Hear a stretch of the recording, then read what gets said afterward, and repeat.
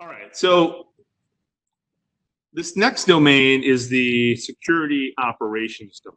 And affectionately, people call it OPSEC. You may have heard of that before, but operations security or security operations.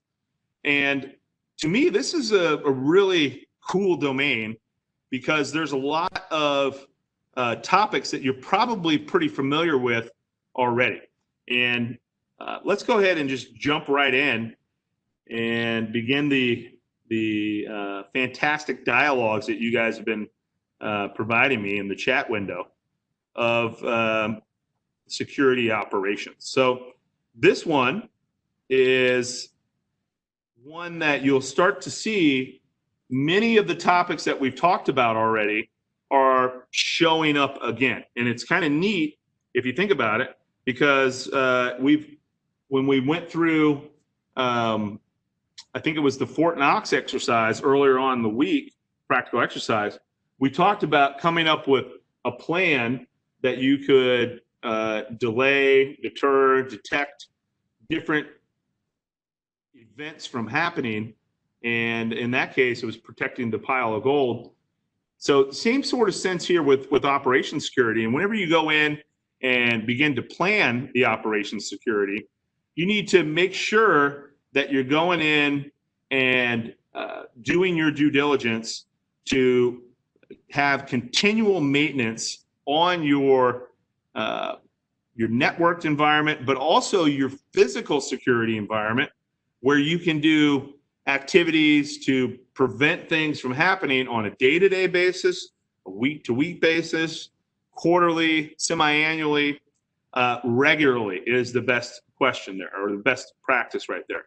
And we talked about the due diligence component. Remember the double D, the do detect, and the do correct. And that really comes in handy here when we jump into the operational security, because it really makes you think about, if you're in charge of securing your enterprise, whether it's from a physical security standpoint or from a logical, or maybe the convergence of the two, then you should think about putting on the prudent man or prudent woman hat to say, what's the right thing to do? What's the right thing to do? And I think, throughout the week, that's really what the CISSP embodies, is not only the best practices and the 10-mile wide and an inch deep, but it's trying to say, this is the right way to do this, but there's room for interpretation, right? And I think, for me, taking the right steps, doing the right thing, making sure you communicate, those are things that we absolutely need to do, and it pays off in the long run whenever we implement security.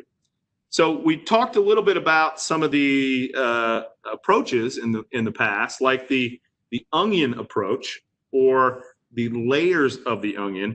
And remember, we called that the defense in depth approach. And the same thing goes with operational security, in that we need to have what's called a zone.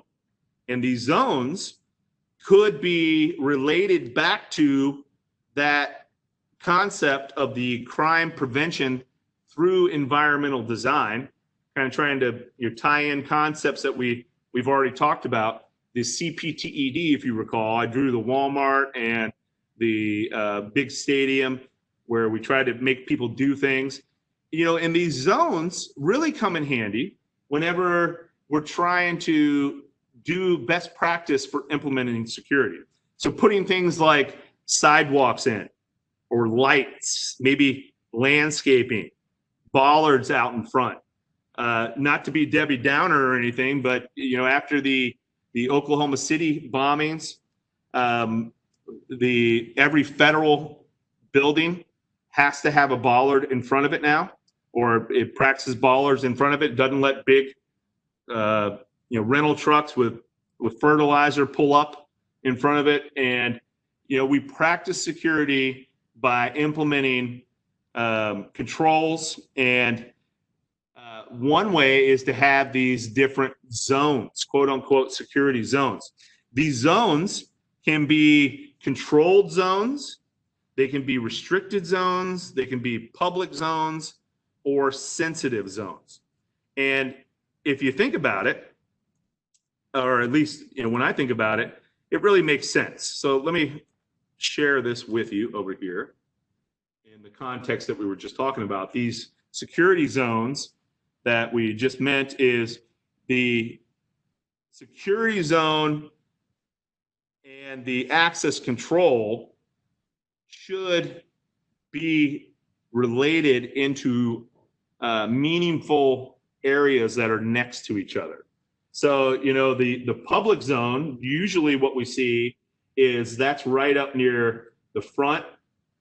More of a security zones can be peppered in throughout the facility, and a controlled zone would be over on the right-hand side that you see. So a program that we would go in and try to implement here with these different types of zones, depending on what is in each one of these, would be to try to eliminate the number of entry points, maybe force everybody or any guest to come into the front desk and sign a log so we know who's coming in, reduce the number of entry points, and have a temporal approach of between 8 and 5, or making sure that only certain people come in after hours or during the weekends. Have landscaping. We talked a little bit about that. The back driveway here, a loading zone where suppliers and people delivering things can come up, but it's not easily accessible to the public. Give lighting and some sort of pathways so the public would enter the building in a desired area, and implement things like sidewalks and grass to guide not only vehicle traffic, but people traffic to entrances and exits in the building. A lot of times you see companies only allowing parking in the front, not in the back or in the sides. And then that would make sure that people are directed to a main entrance instead of knowing that there's other entrances that are available. A lot of times when we talk about these security zones, these are directly related to implementing man-made things that we can do after we procure our office location. So these are things that we can add on, if you will, or adjust, or it depends on how much money we can implement these afterwards. Whereas, coupling this using our defense in depth approach, we can look at some other more natural barriers like rivers. Think about the Redstone Arsenal. It's flanked to the south by the Tennessee River. Hills, mountains, cliffs, naturally created barriers, things like man-made elements, highways or railroad tracks, things that are artificially designed to impede movement like fences and any type of streets that may be closed. So having the goal to be able to naturally surveil is of utmost importance. And I say that because what we're trying to do is we're trying to pick a desired site, but also we don't want to be the people in the movies that you always see where the bad things happen in one little pocket of a parking garage that seem to conveniently have the light out. So open areas that are well lit reduce the likelihood of any criminal activity.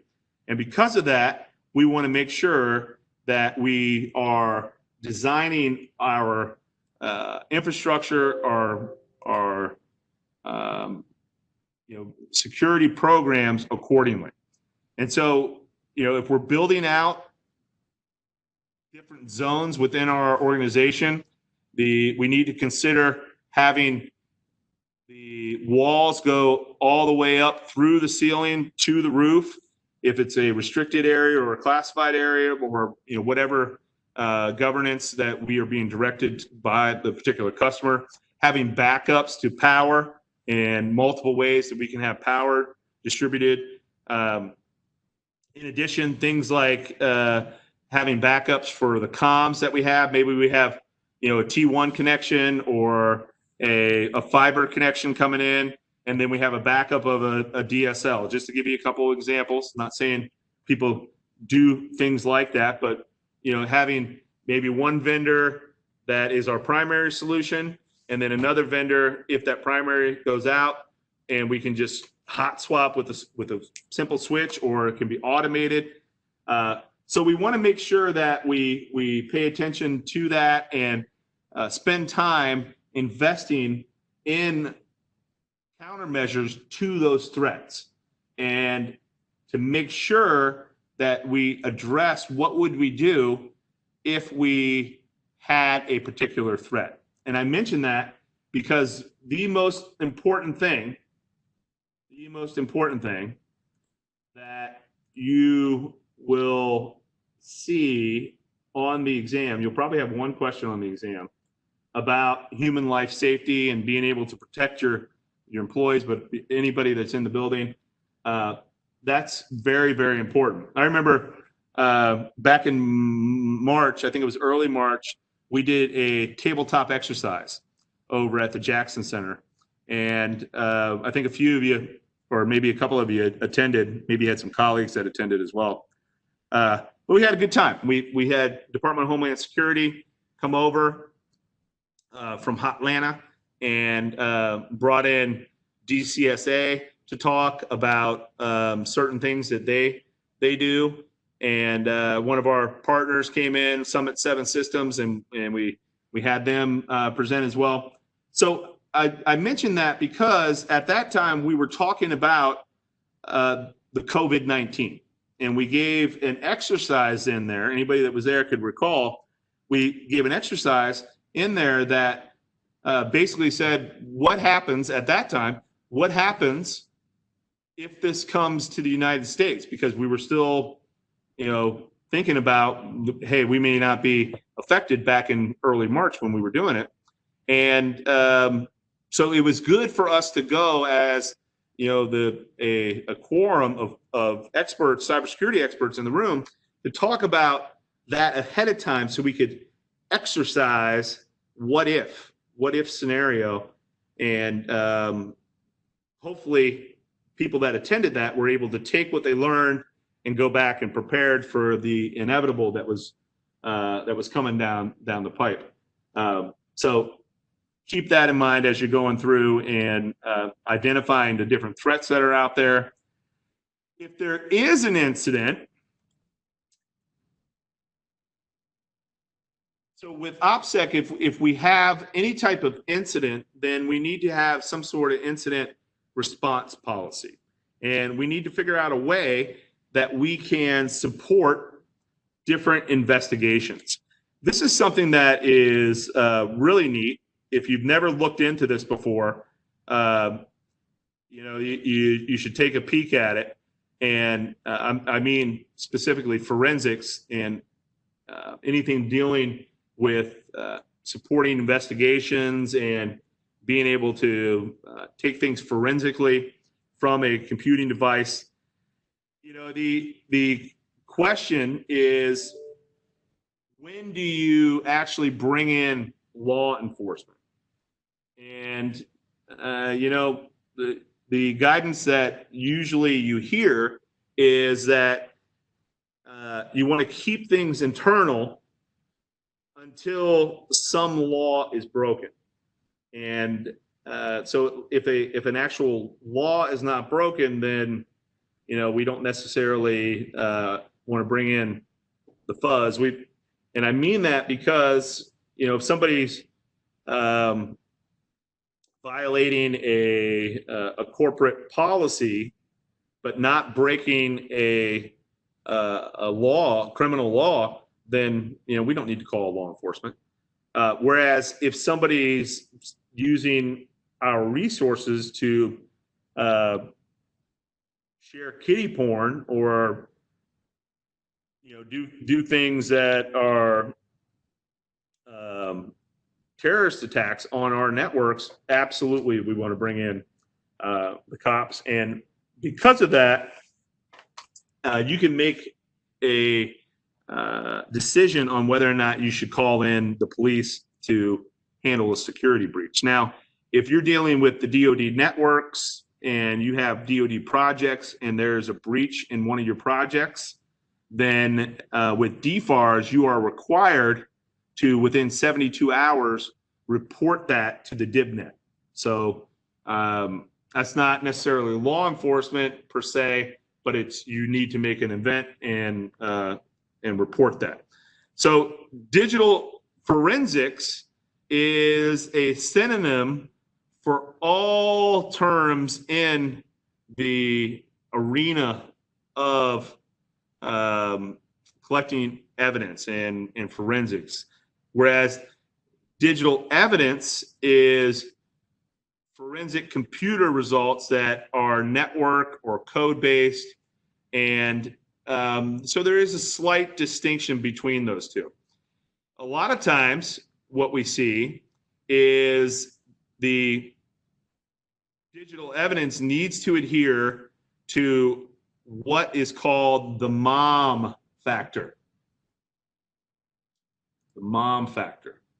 And that is the motive, opportunity, and means.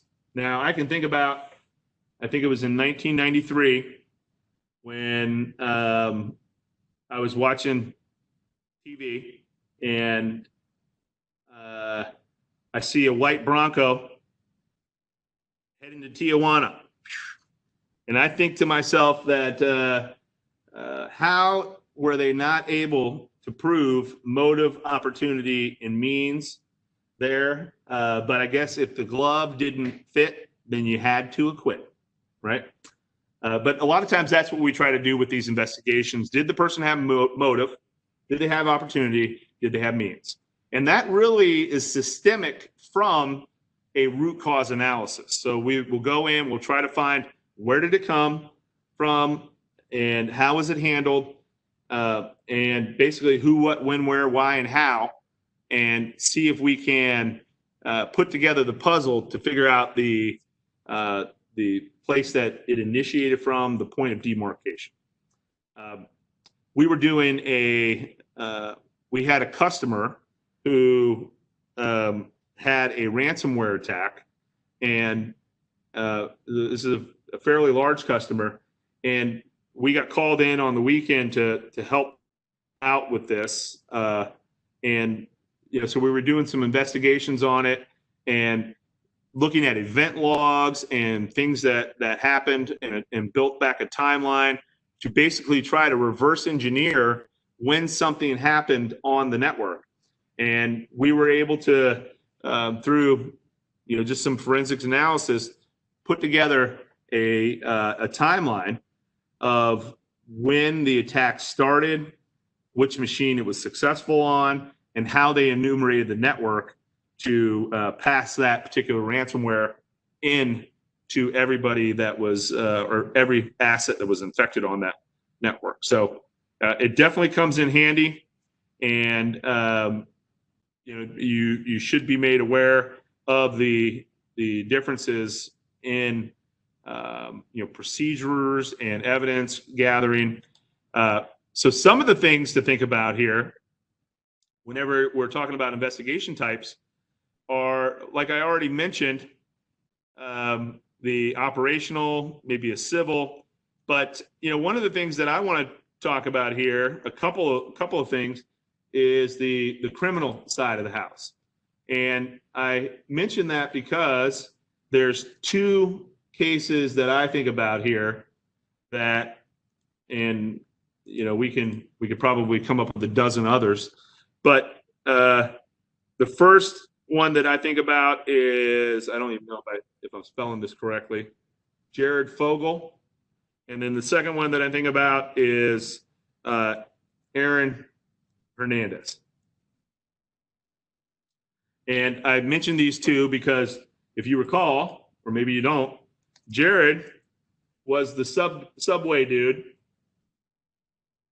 where I guess he weighed 1,000 pounds and he lost 800 of it. Remember, he was the subway guy. And so Jared Fogle and Aaron Hernandez, those are the two guys that I'm talking about. And the reason why I bring up Jared Fogle is because my wife, who is an attorney, she and I had a conversation about this. I went home for lunch. I remember when this happened. Went home for lunch and we were watching we had the news on in the background, and it showed the police or the FBI executing a warrant at Jared Fogle's house. And my wife, who was a public defender for a very long time and does a lot of criminal defense work and contract disputes, I said, oh, that's not looking good. And from a digital forensic standpoint, if law enforcement's coming in and you have a friend who had child porn and now they're coming in to see what comms you had with that person, they probably already know something. But she was like, well, they're innocent until proven guilty. And she and I talked about it, and I was like, they already have some suspicion, and there's probably a good chance that he's going to be guilty. And sure enough, I think he's still in the pokey for a really long time for whatever child porn thing that he did there. Aaron Hernandez, on the other hand, as a proud Florida Gator, this really breaks my heart, to be honest with you. So if you recall, when Tim Tebow was coming through the University of Florida, one of his best receivers was his tight end, Aaron Hernandez. And Aaron Hernandez had stickum on his hands. He could catch just about anything. And so they went on to win national championships. And then Hernandez went to the New England Patriots, where he ended up winning a Super Bowl with Tom Brady. And he was coming off a Super Bowl season. He had just signed a $27 million contract with the Patriots. And he went out to a nightclub and allegedly, or I guess they proved it, he got mad at a guy and took him out in the middle of the woods and shot him. And then he came home and he tried to take in his mansion that he lived in, he tried to take the brand new surveillance cameras and the video, the HD videos that he had in his massive deluxe house, and he tried to destroy not only the HD video cam, the CCTV that he had, but also his cell phone. And so what ended up happening in that case with Aaron Hernandez is somebody like us, who is a professional in digital forensics, was able to resurrect that data because it wasn't physically damaged enough that we still couldn't pull stuff off of it.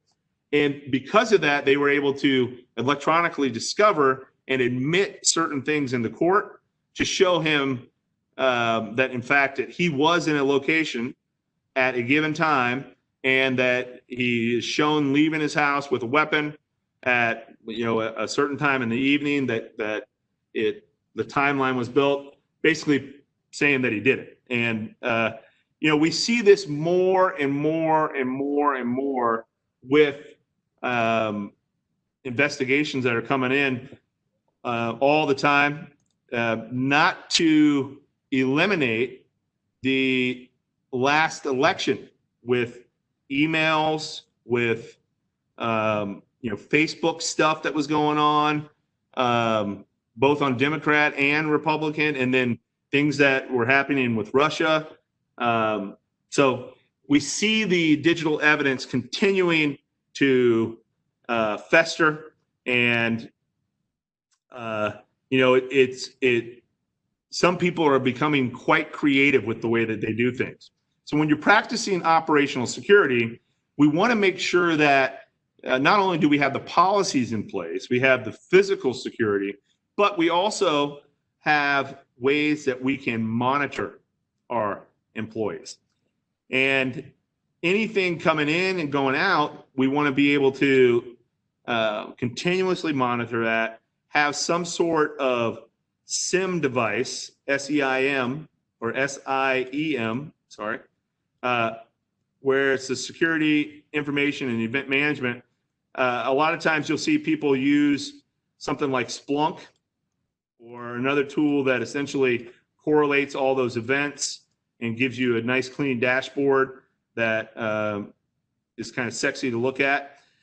One of the things that I want to talk about here is steganography, because this is something that the Chinese use, is something that the Russians use, and this is also something that many of our adversaries use, like ISIS, for instance, where you could have a video that plays, or an audio file, a WAV file, MP3 file, and it actually works, the video actually works, but you run it through some sort of program, and you put a secret message in to try to obfuscate and get it past network sensors or intrusion detection systems. Typically, we see it in JPEGs or PNG files, maybe GIFs, or MP4s or MP3s. Those are the top 5 culprits for steganography. And actually, in the CEH class, we go through and craft a steganography package, and to the naked eye, you can't see it, which is it's very interesting, and it's very difficult to detect when somebody goes through and will encrypt a secret message using the technique like steganography. So I say that because really with operational security, fundamentally, we want to make sure that we are logging as much as we can, but also we got to have something that is coalescing that data and putting it into a single pane of glass. And a lot of times there's very high-end appliances that you can get, like I just mentioned, Splunk or SolarWinds, or some other ones, ArcSight, a few others that are enterprise level that are very, very good. And those those logging and monitoring methods will be behavioral based, signature based, or anomaly based. Because we went through this the other day, as far as the things that we know are nefarious, we can create a rule or a signature for. If it's outside of normal parameters, then we can consider it an outlier and make a flag for that. Same thing with behavior. If somebody's doing something that they haven't done in the past, then that might be susceptible to getting an alert as well. So keep that in mind. As we continue to evolve in our maturity of our networks and our systems, it's important for us to have periodic reviews of who has access to what, especially privileged users. Within Windows, you can go and carte blanche across the board, set up a GPO, a group policy object, and send out group policy updates. But having those audits regularly on a quarterly or a semi-annual basis or biannual basis every 6 months is important. A lot of times when we go in and do an assessment on a company, the first thing that we'll ask for is an inventory, an asset inventory. And I'd say probably 50-50, it's a coin flip on whether or not people know what's running on their network. So both hardware and software. And immediately when we're going in and trying to do an audit of that, we want to see also what are some ways that you're able to track the configuration of changes to the network, and that way we can figure out who is approving any provisioning of assets. Now, that becomes a little bit more difficult with the hybrid approach of virtualization and kind of like what we were talking about the other day, the hybrid of taking things to a cloud approach. So having tools that not only measure and monitor on-premise logging or activities, but also, in addition, having tools that can monitor the cloud is something of utmost importance as well. Because just because you don't have it on-premise doesn't mean that you still shouldn't be taking a look at who needs to know things and what entitlements you have. Because a lot of that goes back to, we've heard it all week long, this principle of least privilege and a need to know. Need to know. So if somebody has not, it might be because they have asked not, but even if they may ask, doesn't mean we're going to give it to them. So the need to know really comes down to the data owner decision and needs to be approved through the proper change management process. One thing that we haven't talked about this week yet is this concept of transitive trust. You may have heard of this before. And one of the reasons why we go in, do job rotation and audits of access control is because, let me see if I can draw it out here. If I have a resource on a network here that I'll call triangle A with transitive trust, if I have another resource on a network that is going to be called triangle B, and then I have another resource on a network that's called triangle C, okay? So these are the three resources that I have. Well, A may be able to access B, and B can access C. So through what's called transitive trust, because A trusts B and B trusts C, A could be able to access C through what's called transitive trust. And if they do, and it's not an actual access control mechanism that you want people to have, that could be a big problem. Big problem. So auditing to see if somebody has transitive trust, especially to network file shares where it's most common, is very important when you're going in and looking at privileges and classifying information via the information lifecycle. Because a lot of times what we see is people do misconfigurations on permissions and may have just not known that they were giving somebody access to a resource like this example right here in transitive trust.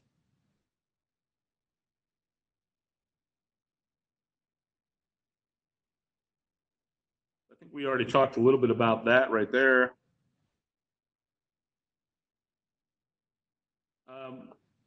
One thing to think of are these visual recording devices, things like closed circuit TV, and the ability for us to detect, assess, and identify any intruder. Seeing what the field of view, the quote unquote field of view is. Some of these cameras now have like a fisheye lens that can see 180 degrees. Some more expensive ones have one in the front, one in the back that give you like a 360 view, or maybe it's like a bubble that gives you a 360 view that gives you either a large or small area. And, depending on how much light you have could show shadowy areas on people's face to have facial recognition software, or even just a likeness of the perpetrator. So then you can give that to law enforcement and bring them into the loop if something in fact actually happens. Any type of preventative measures that we want to take are listed up here. One thing that we haven't mentioned throughout the week yet is this term honeypot or honey net.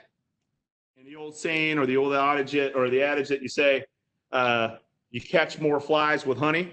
Well, this is a project that essentially stands up a fake network that tries to mimic real networks, where you can collect information about what attackers do on the network to see how you can put preventative measures in place to try to protect yourself in the future. So a honeypot is just that. And then people that have been caught before getting into honeypots think that it is enticement, and could also be thrown out because they were entrapped. They were forced to do something that they normally wouldn't do. Based off of the system being there, they were trapped to do it. And I don't know how you have a case for that, because what are you doing going there anyways? One of the things that we do see show up on the exam are shown up here as far as the offsite facility. Yeah, so these are for redundancy. Hot site is typically very expensive. Most of the time nowadays, this is implemented in the cloud, and it is typically fault tolerant. Whereas a warm site is a more affordable solution. You can also implement this in the cloud, and usually this is one that can be stood up within 24 hours. Whereas a cold site is the least expensive. Usually this is like a storage facility where you can put backup hard drives and paperwork and DVD and things. And usually a cold site, you can try to restore things, but sometimes it can take upwards of 2 weeks to try to restore things, which is kind of interesting.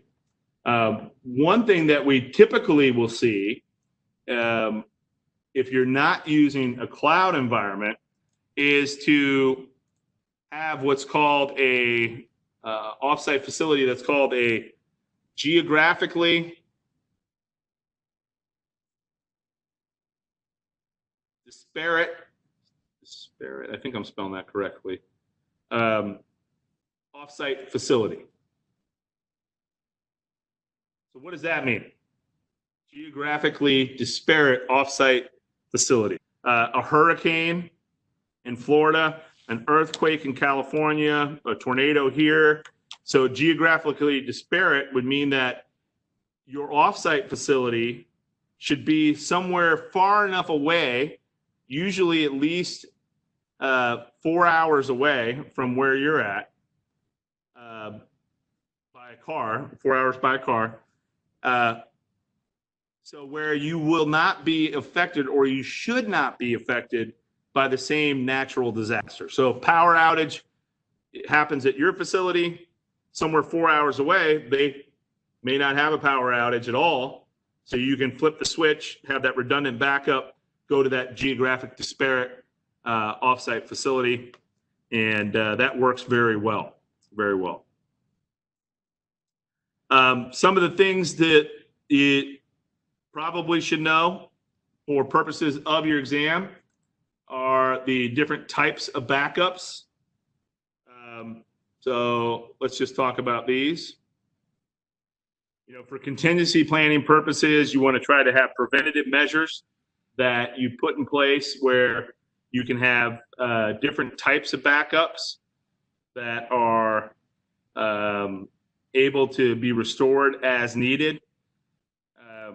Usually we will see one question on the exam, and usually it is a differential backup or an incremental backup. So let's go in and take a look here at the differential backup here. So the full backup, I think you guys probably understand. That's basically a carbon copy. The differential here is a backup method that copies all the files that have changed since the last full backup was performed. So if you make a full backup and then you have a differential backup that you end up implementing, then the differential backup would only be backing up the files that have changed since the last incremental backup or last differential backup. Whereas the incremental here, this is always confusing to me here. And I don't really have an easy way to remember the differences between an incremental and a differential, because to me these are pretty close to each other. The incremental typically will be very similar to a differential in that, but the difference is that an incremental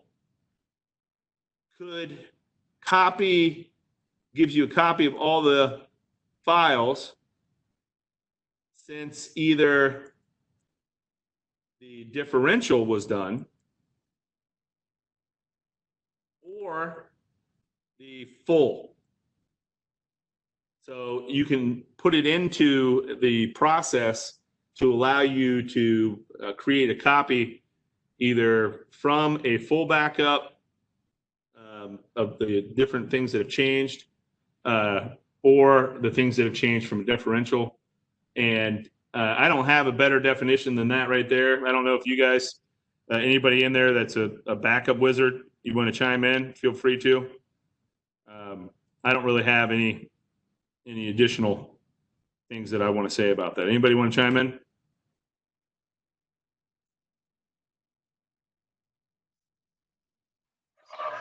I thought in the past I had heard that it copied all the files since the previous incremental backup. So every incremental, it just does whatever has changed since the last incremental, but you have to have every single incremental backup to perform the backup. In order to restore it. Okay, yeah. That's a good way to look at it. Thank you. All right, let's keep on going here.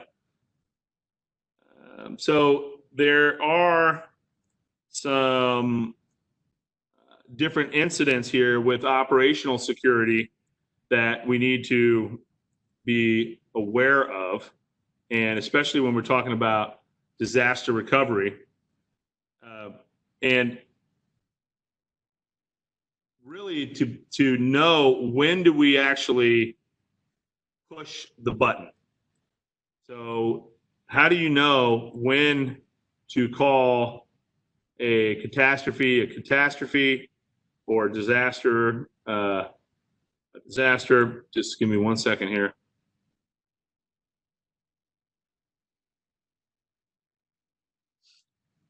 All right, so check it out. As far as the facility is concerned, a non-disaster is a disruption in service that has significant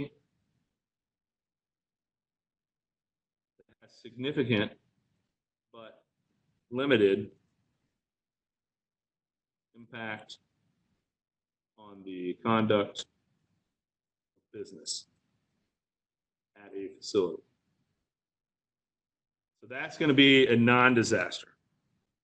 A disaster, this is how the book defines these right here, is an event that causes the entire facility to be unusable for a day or longer is how they qualify a disaster. Day or longer.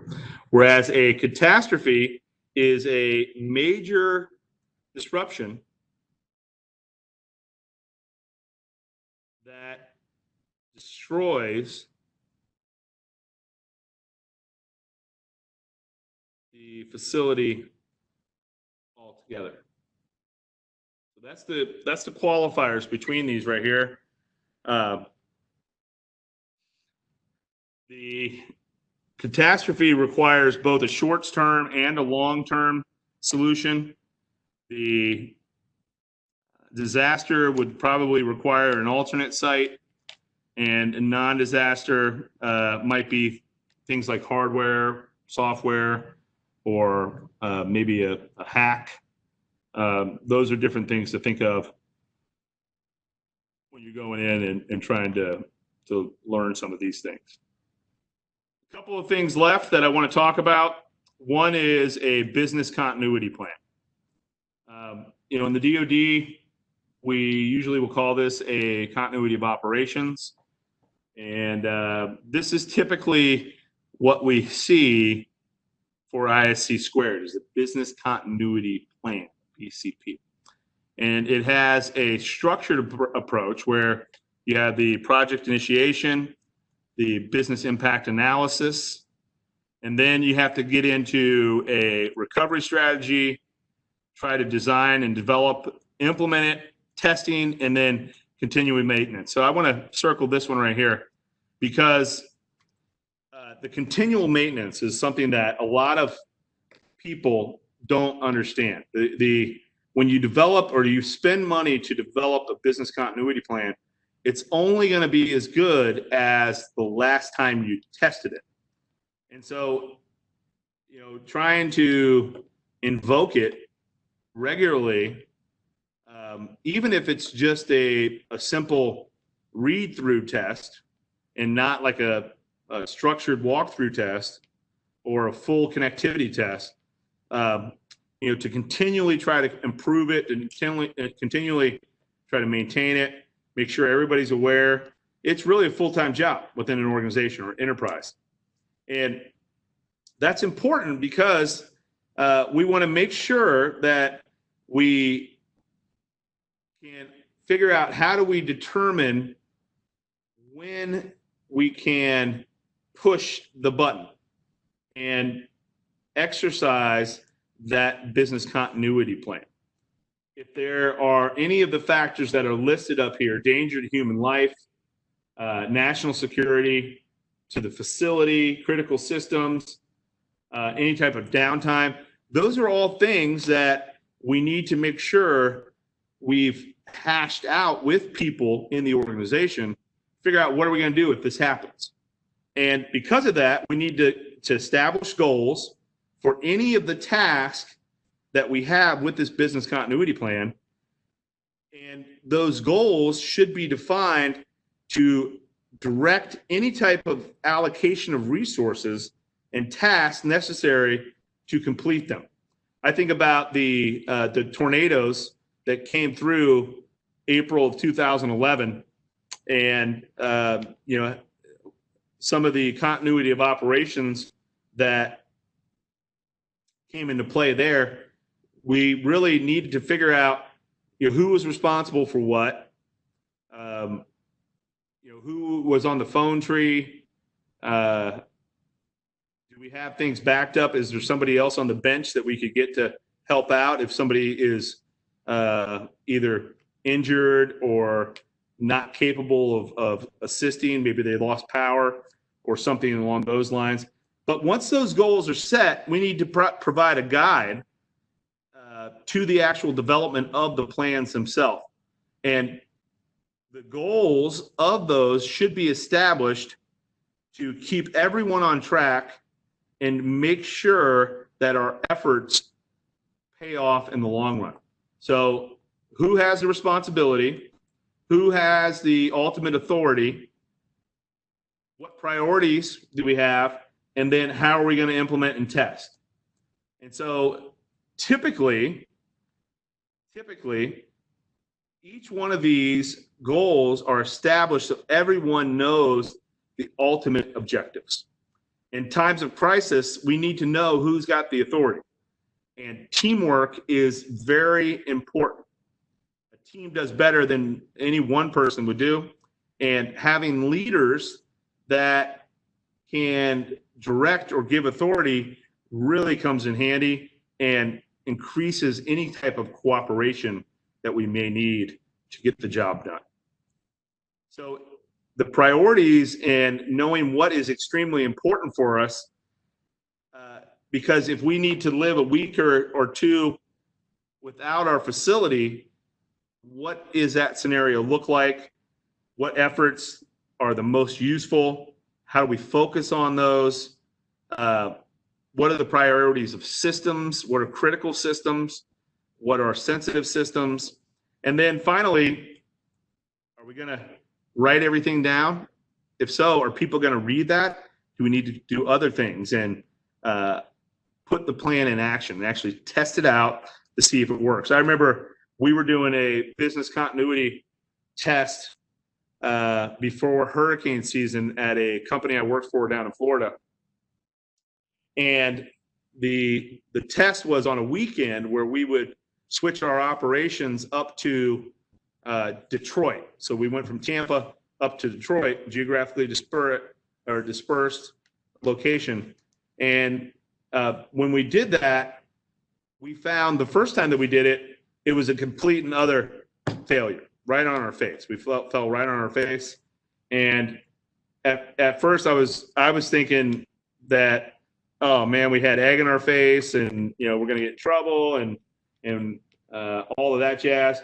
But then, you know, the manager of the BCP said, this is absolutely normal. The more that we test this, the better we're going to get at it.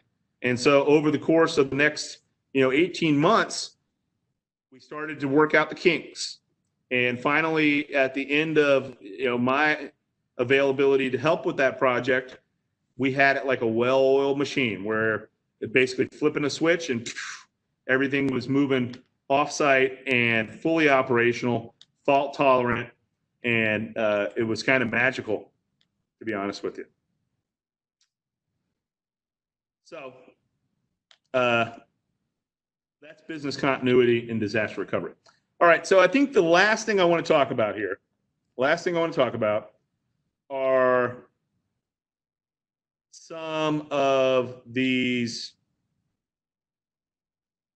physical security things. One thing that I would pay attention to if I was you is you will see one question on these terms on this slide right here. So I would just at a general level, if you haven't ever learned these before, I would go back and take a look at these, make sure that you understand what those are.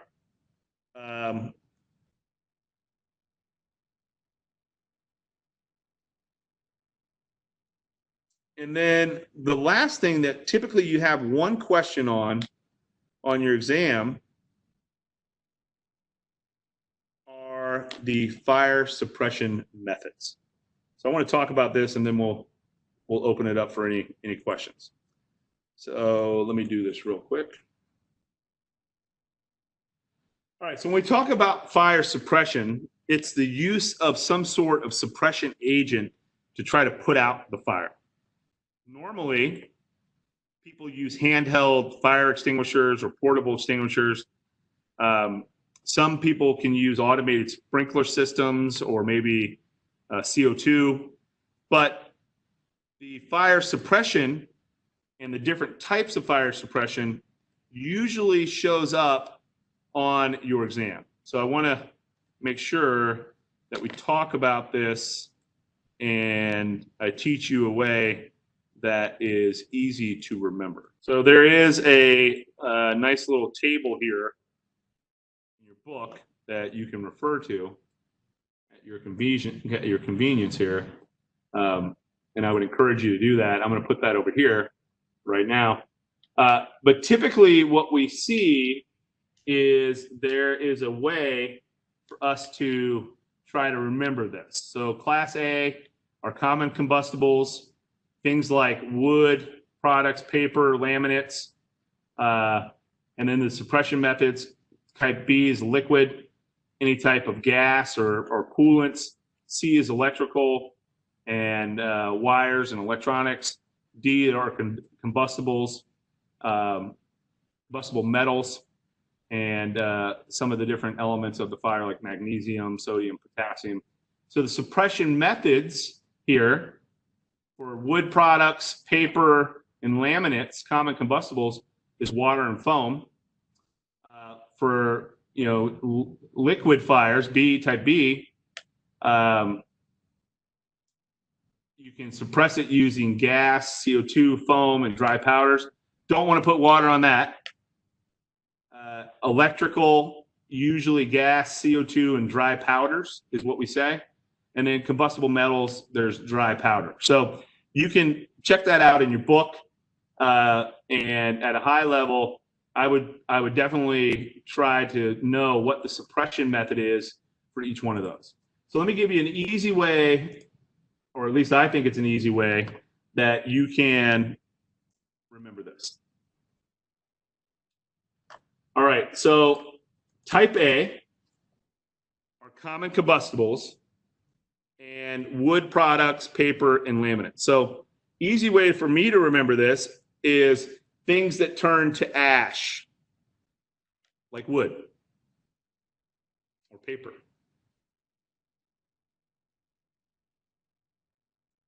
All right, so the next thing here is B, and that's a liquid fire.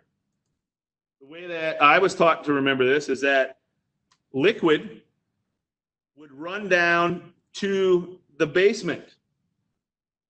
It always flows down. So liquid goes to the basement. B is for basement. And in this particular case, that's how we can remember that liquid is a B, class B fire. A class C fire, the way that I was taught to remember this is that computers are electrical equipment and have wires. So class C fire is for electrical or things like computers.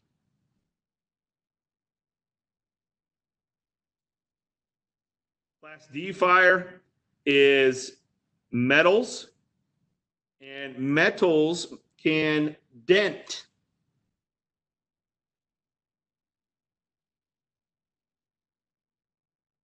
And probably the one that everybody already knew coming into this, a class K fire, is for kitchen, and that's like a grease fire. So those are the different types of fires, and we talked about the different types of suppression agents. Hopefully you remember them with that easy, mnemonic way that I just showed you right there.